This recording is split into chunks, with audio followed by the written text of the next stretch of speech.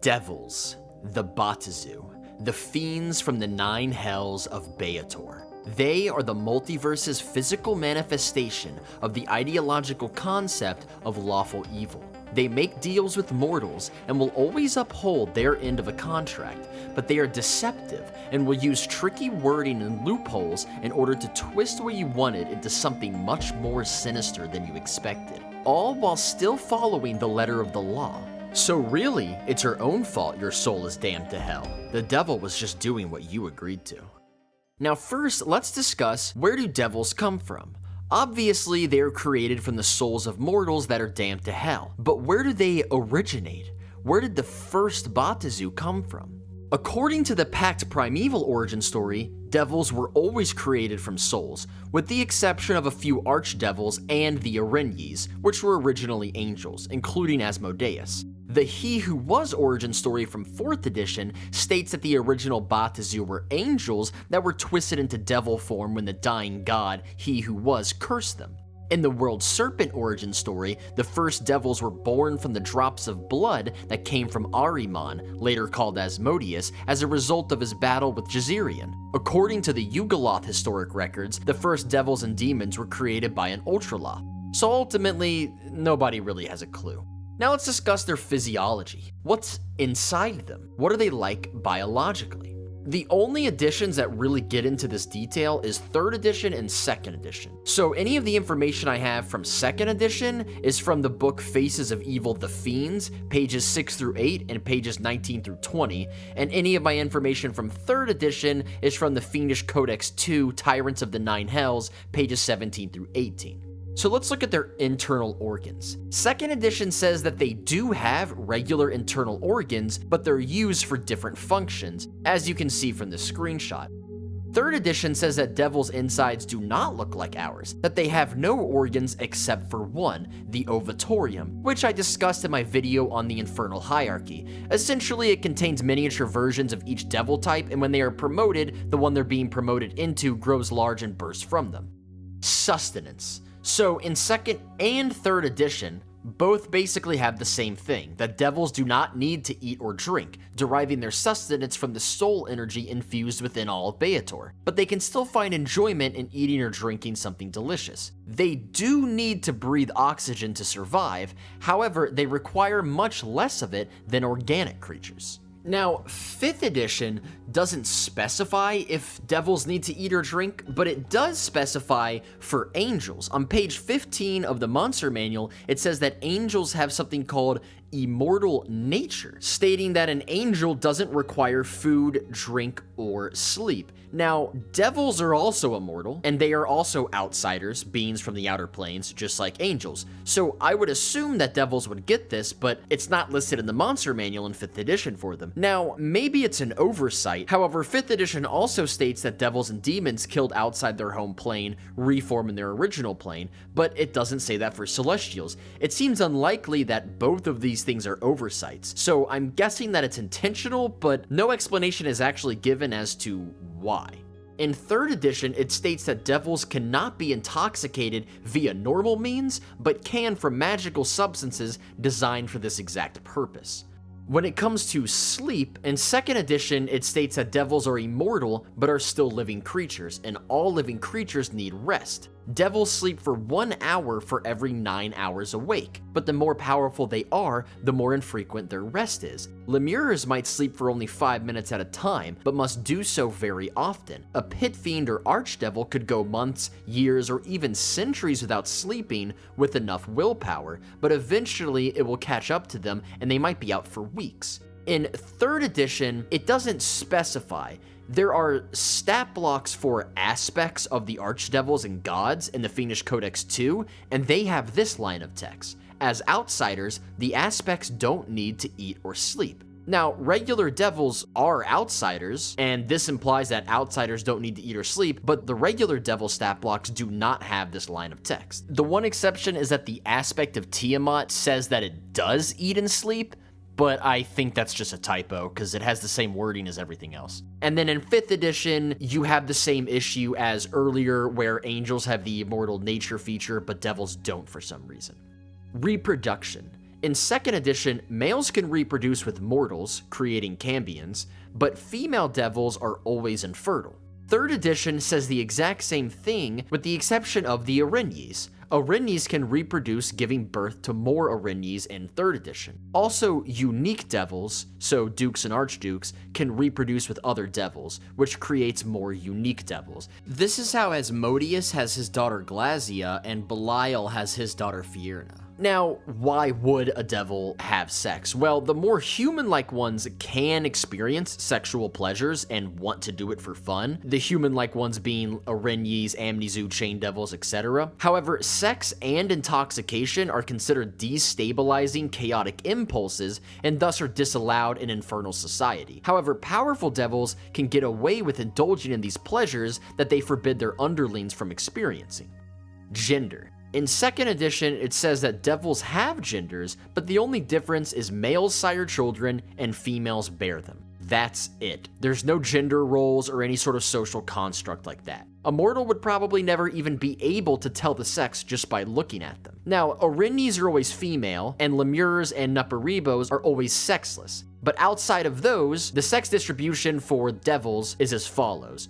1/3 are male, 1/3 are female, and 1/3 are genderless. This distribution applies to each station of devil as well. So 1/3 of all spine devils are male, 1/3 of all spine devils are female, 1/3 of all spine devils are genderless, and etc.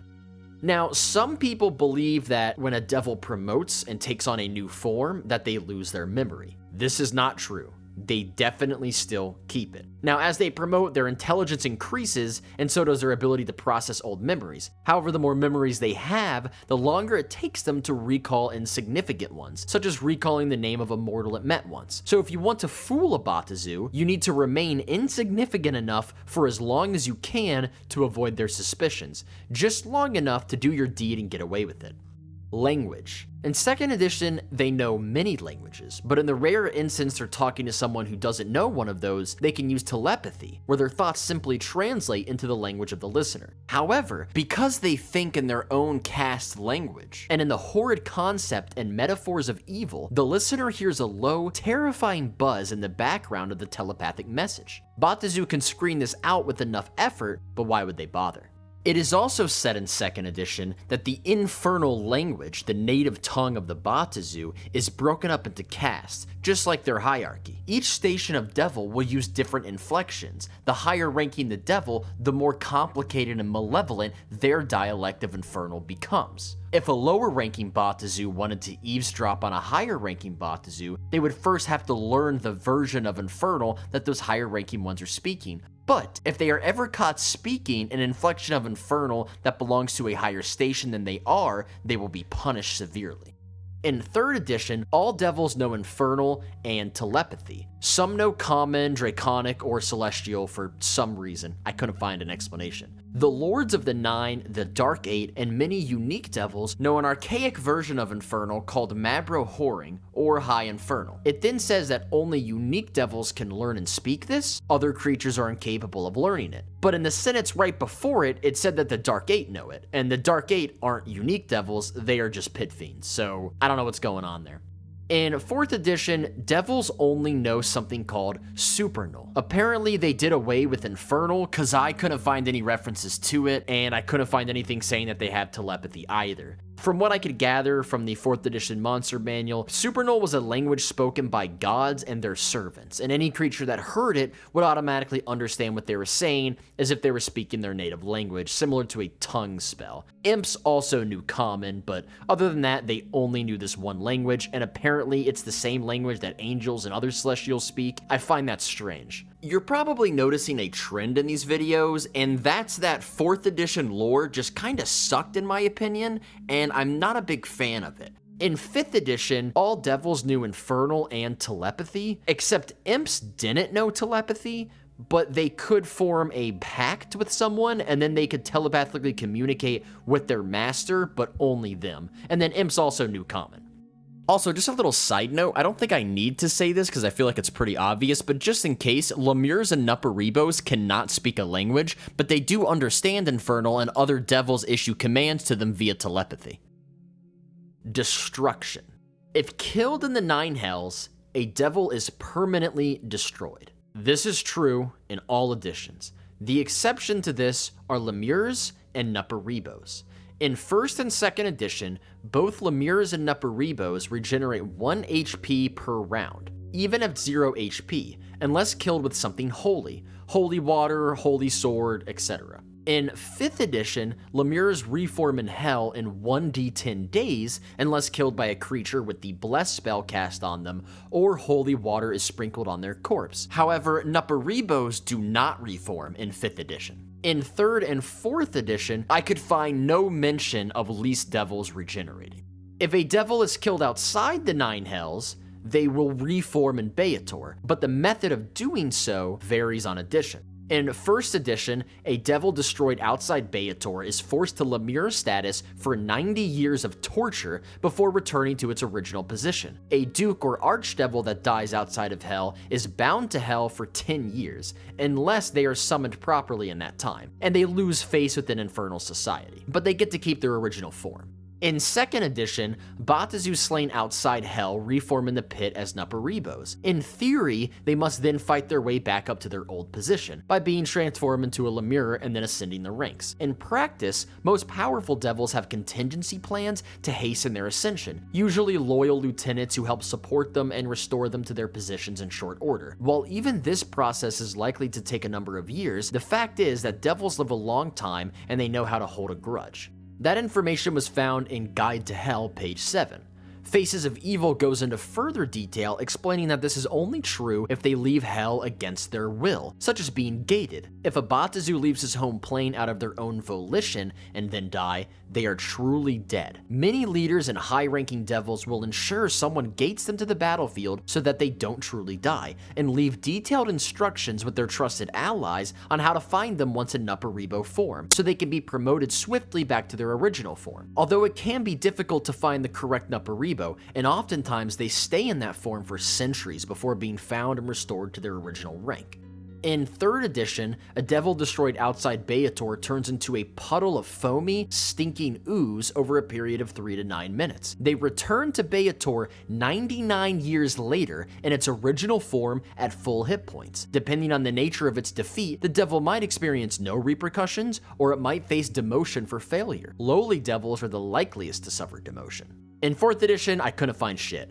In 5th edition, a devil destroyed outside Beator disappears into a cloud of sulfurous smoke or dissolves into a pool of ichor, instantly returning to its home layer where it reforms at full strength. So in 5th edition, there's no waiting, there's no being tortured, there's no instant demotion. They just return instantly back in their original form. Now surely, if their superiors are not impressed with them dying to a mortal, they could be demoted, but it's not automatic and it's not guaranteed. Limitations. In 1st edition, it says that devils can move between layers of Hell, but are scared to do so without authorization, the planes of Gehenna, Hades, and Acheron, as well as the astral plane, although they rarely go there. No devil is able to enter the other planes unless the proper ritual is performed, a gate is opened, or the proper name of a devil is spoken and heard. Now, the Blood War is a battle that involves demons and devils fighting each other, and that requires them to move to both the Abyss and the 9 Hells, and the planes in between. So, in order for that to work, devils would need to be able to enter Carcery and the Abyss. However, the lore of the Blood War, this eternal war between devils and demons, didn't actually exist in 1st edition, so it makes sense that they're so limited in where they can go. In 2nd edition, devils are free to walk any planes, but occasionally their superiors decree otherwise, making pacts and promises to keep a certain number of fiends at certain places for certain periods of time. Technically, they could ignore this and go anyway, but they would face heavy punishment from their superiors, and no devil would dare do so unless they could avoid the consequences, either by taking down their superior or simply abandoning the hells and wandering the planes as a rogue devil. So, according to Faces of Evil the Fiends, pages 26 through 27, they are free to walk any planes. But according to the Planescape Monstrous Compendium Appendix 1, page 16, it says they can travel anywhere in the lower planes, outlands, or astral plane, but they can't travel the upper planes or the prime material plane without being properly summoned. Bargaining. Everyone knows devils make deals. Making a deal with a devil is a common trope even before D&D was a thing, and D&D devils are that trope, where demons are chaotic and probably won't make a deal with you at all and instead just rip your face off, and Yugoloths, sometimes called daemons, are neutral and will make a deal with you but have no problem betraying you if someone else offers them something better. Devils make infernal contracts. The infernal contracts are cosmically bound by the laws of the multiverse and must be followed, or else punishment be dished out according to whatever punishment was decided on in the drafting of the contract. In 2nd edition, devils are incapable of breaking the contract. It's literally impossible for them to do so. 3rd edition implies that they can break it, and then 5th edition also says that they can break it, but will be punished by the power of the ruby rod. No detail on what this punishment entails, though. If you make a deal, but not as part of an official contract, such as by word of mouth, then the devil has no obligation to uphold their end of the deal. Devils will find any loophole they can and use deceptive tactics to get you to agree to something you didn't realize was even part of the contract. Devils make these deals because they want souls for the 9 hells. These will be turned into devils to fight the Blood War, which is all well and good, but the devils making these deals really only do it for the selfish purpose of getting credit for the soul and possibly gaining a promotion. In 2nd edition, popular opinion has it that a devil must live up to its end of any bargain it agrees to. While devils generally do so because of their lawful nature, they are under no obligation. Only the use of the spells Minor Pact and Major Pact ensures that the devil must fulfill the letter of the contract. In 3rd edition, they have 2 types of pacts that both have a unique name. Now, I would like to point out that these types of pacts, these aren't unique to 3rd edition. I mean, these are things that devils would use in any edition, but the fact that they actually gave them specific names is unique to 3rd edition, and I think it's worth pointing out. So, the direct approach of asking for the mortal soul as part of the deal is called the Pact Certain. It is certain to gain the soul. If the mortal refuses those terms, they will then make what is called a Pact Insidious. They will ask the mortal to perform a service, something that is guaranteed to ensnare more souls in hell. Maybe they ask the mortal to commit an act of evil, making that person lawful evil and damning their soul, or maybe they have them do something innocuous, but the consequences cause others to spread evil. Now, in 3rd edition in the Fiendish Codex 2, they get in a bit more detail. They had this whole reward point system on what types of rewards different deals could give the player. So a Pact Certain gave 1 reward equal to a reward rating of 7, and a Pact Insidious gave up to 7 separate rewards with a total reward rating of 9. The value of the rewards are based off the signatory's current wealth, so a street urchin could be cajoled for a few coppers, but it takes a king's ransom to lure a wealthy ruler to perdition. If a player character who was the victim of a Faustian pact died and arrived on the shelves of Despond in Hell, they have the right to invoke adjudication if they feel they were wrongfully put here. Now, most people wouldn't even know that this is an option and just assume that their soul is damned forever, and you have to pass a knowledge check DC 20 to know about this. When this right is invoked, they then must be granted a fair hearing that usually takes place in the diabolical courts in the city of Abrimok and Phlegethos. They are entitled representation of an advocate of their choice, which the presiding devil must contact, but they do not have to provide transportation. If they do not choose one, or their advocate does not show up, an Arenyes or a Harvester devil is provided as their advocate. The devil that signed the deal also gets an advocate. A pit fiend judge judges the situation objectively. Only 2 defenses are valid. The first one is if the mortal was coerced or magically compelled into signing, and the other defense is that the devil offering the pact did not keep its promise. Even if the player character wins, they will always try to find another way to damn them to hell, by analyzing their acts in life and assigning them a corruption value. If that corruption value equals 9 or higher, they belong in hell. So 3rd edition had a lot of mechanical, specific number crunchy rules for making deals and getting damned to hell and stuff like that. It's pretty interesting. It's really good for inspiration.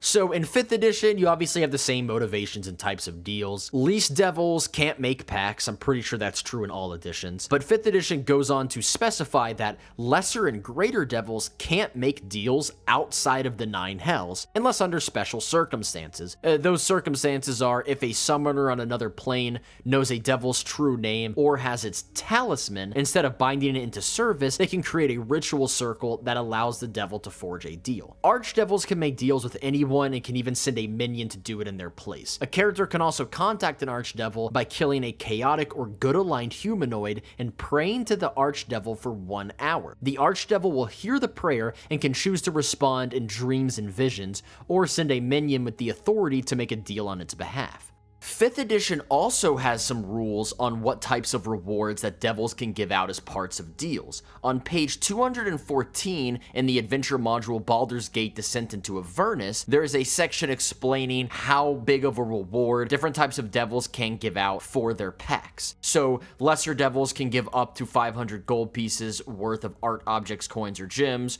or an uncommon magic item, or loyal service for a period not exceeding 9 years. Archdevils can give up to 50,000 gold pieces worth of stuff and up to very rare magic items, etc. One contradiction I noticed though is that archdevils can only give up to very rare magic items, but elsewhere in this book, the Rakshasa Mahadi, working under the archdevil Asmodeus, can offer the player characters a rod of lordly might in exchange for their soul. A Rod of Lordly Might is a legendary magic item though, which obviously contradicts this. I also think it's strange that archdevils can give the benefit of a wish spell, but not legendary magic items, so I use these more as a guideline than exact specific rules. Ultimately, it's your world, you're the DM, do whatever the hell you want. Summoning. Summoning devils is a classic D&D trope. It's just a fantasy trope in general. It's a very striking visual to see a wizard putting a pentagram in blood on the floor and flames spouting everywhere as this demonic creature is summoned before him and he makes an insidious pact with it. I just think summoning fiends is really badass, and one day I hope that the wizard character I'm currently playing as will get to do that. However, the actual process and mechanics behind summoning devils changes between the editions. So, in 2nd edition, there are 2 methods of summoning devils. The first one is that you can call a fiend by name and draw it to you. The problem with this is that devils are always scheming, so most likely you are taking them away from their appointed duties. A devil that abandons a task set by its superiors is one of the worst crimes they can commit, so fiends summoned this way are almost always furious. The other method draws from a pool of potential candidates administered by Furcus, a member of the Dark Eight in charge of mortal relations. When summoning spells are cast, a crystal will form in the hells and grab a devil, whisking them to the caster's plane. They have studied the most likely locations these crystals appear and position specific Batazu there, making sure that the crystal not only summons a devil that isn't busy, but one that has been briefed on what agenda to pursue once summoned. In 2nd edition, when devils are summoned, they tended to be summoned for periods of either 9 hours or 9 days, following the rule of 3s. However, some summoning spells could leave devils free to roam the prime material plane for up to 2 years. If you don't want to make a pact and give up something of your own, there are spells that bind a devil to your service. Examples include Ensnarement, Spirit Rack, and True Name. They replace the bargaining aspect by using the true names of devils against them. But you have to know their true names to do these, which is what makes true names so powerful. They allow you to force devils to work for you against their will. In the 3rd edition, Planar Binding calls a creature to you, however it has a chance of resisting. You can use this with an inward magic circle to trap it. Then you can attempt to compel the creature to do a service for you by succeeding on a charisma check. You can increase your chances by bribing it with rewards. New offers, bribes, etc. can be made or old ones re-offered every 24 hours. If you ever roll a 1 on the charisma check, it breaks free and can try to run or attack you. If you know the devil's true name, it has the following effects. You can impose a -4 penalty on the creature's saving throws to resist a specific compulsion spell or effect. You can reduce the creature's spell resistance by 4 or reduce the amount of its damage reduction by 5, which lasts for 1 minute. You can cast teleport or greater teleport on the creature without including yourself as a target of the spell, and you can gain a +6 bonus on your opposed charisma check to compel service from the creature after you summon it with a planar binding spell. So in 3rd edition, you can compel a devil to your service, but having their true name helps significantly. Now, in 5th edition, the only ways I'm aware of that you can summon a devil is through Infernal Calling, which only lasts 1 hour, and Gate. Infernal Calling lets you command them, and if they want to do it, they'll do it. But if they don't want to do it, you have to pass a charisma check. If you succeed, they follow your order, and if you fail, they are no longer under your control and can act however they want. The only way to bind them to your service for longer than 1 hour is the use of planar binding. Now, the 5th edition monster manual makes a big deal about knowing their true name, but mechanically this isn't really reflected. So true name affects Infernal Calling. When you issue commands, if you know their true name, you get advantage on the check. But it's not like an auto-succeed, you can still fail and lose control, it's just advantage. In 2nd edition, you have to know their true name to attempt to bind them to service, but in 5th edition, not only do you not need to know their true name to attempt planar binding, but knowing their true name doesn't even increase your odds. It does nothing to help you bind them.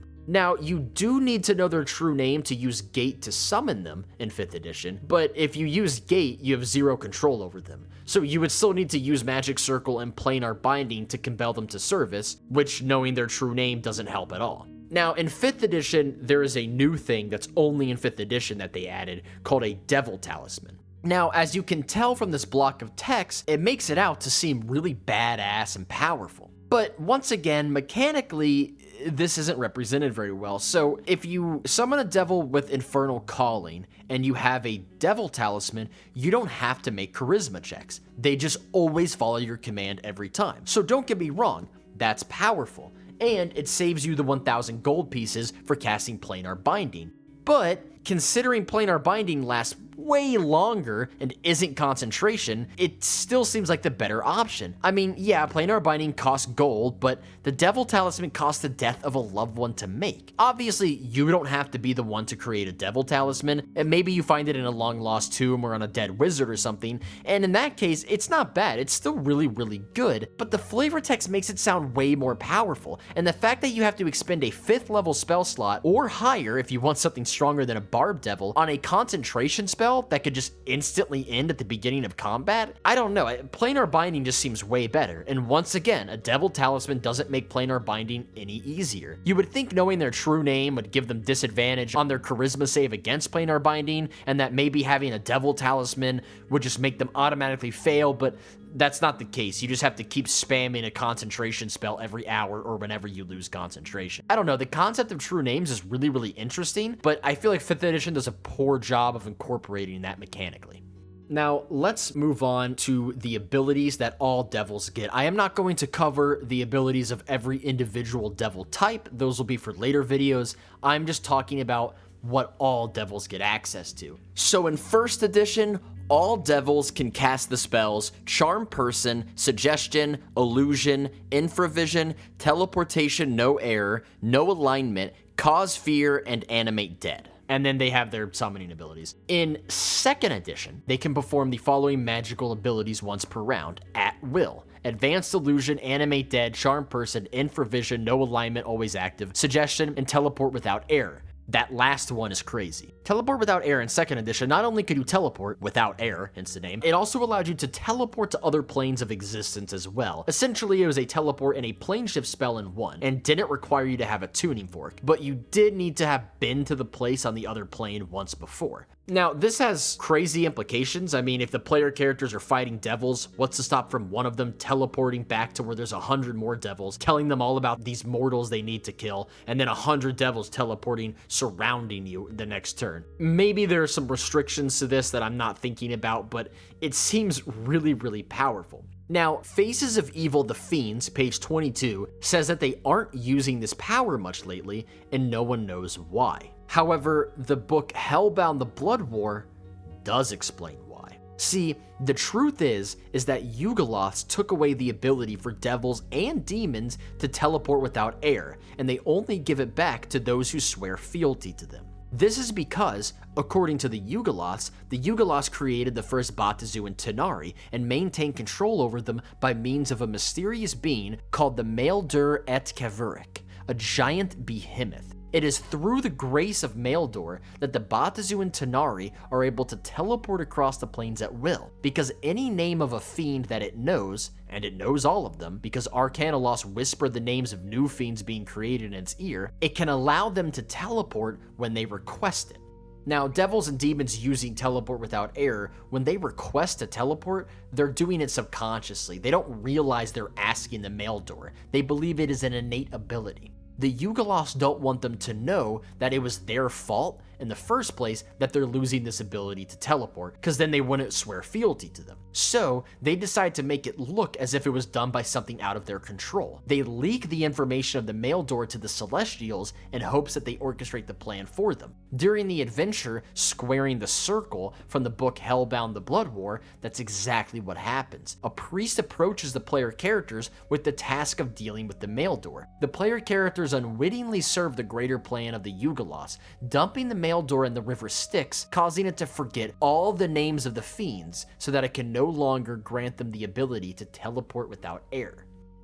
3rd edition and on, there were no spell or spell-like abilities that all devils get. A couple stat blocks might have had them, but every single one of them didn't have the ability to cast suggestion and know alignment and stuff like that. But it's pretty cool, and I might start using that in my games. Now, in all editions, devils have dark vision, but their dark vision is a more powerful one that can see through even magical darkness, except for 4th edition, where it's just regular dark vision. When it comes to resistances and immunities, 1st edition, all devils had immunity to fire and resistance to cold. In 2nd edition, they had immunity to fire and poison and resistance to cold. In 3rd edition, they had immunity to fire and poison and resistance to cold and resistance to acid. In 4th edition, they had a variety of different fire resistances, but they had no immunity, and there was no mention of poison or cold.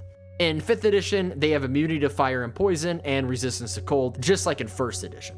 In addition to all of those abilities I previously mentioned, in all editions, certain devils have the ability to summon in more devils to help them fight. In 1st, 2nd, and 3rd edition, most devils, except the least devils obviously, could attempt to gate once per day with a % chance of success. I couldn't find anything that specifically said gated creatures can't gate more in, or that they only last a certain amount of time, so hypothetically, if you summon one devil, he could summon more, and then those could summon more, and then eventually you'd be flooded with an infinite number of devils, which is pretty cool, but also insane. In 4th edition, only the Pit Fiend could summon devils. However, it had a 100% success chance. These summoned devils lasted until they were killed, dismissed, or the combat ended. In 5th edition, all of the lesser and greater devils in the monster manual can, except the Spine Devil and the Chain Devil. In Mordenkainen's Tome of Foes, the Amnesu can, but the Maragon, Orthon, Narzugon, and the Abishai cannot. The summoned devils could not use the summoning ability, and they only lasted for 1 minute. So unfortunately, in 5th edition, there are no recursive infinite devils. However, as the Dungeon Master, you are in your right to say, nah, fuck that, devils should be scary, infinite devil time.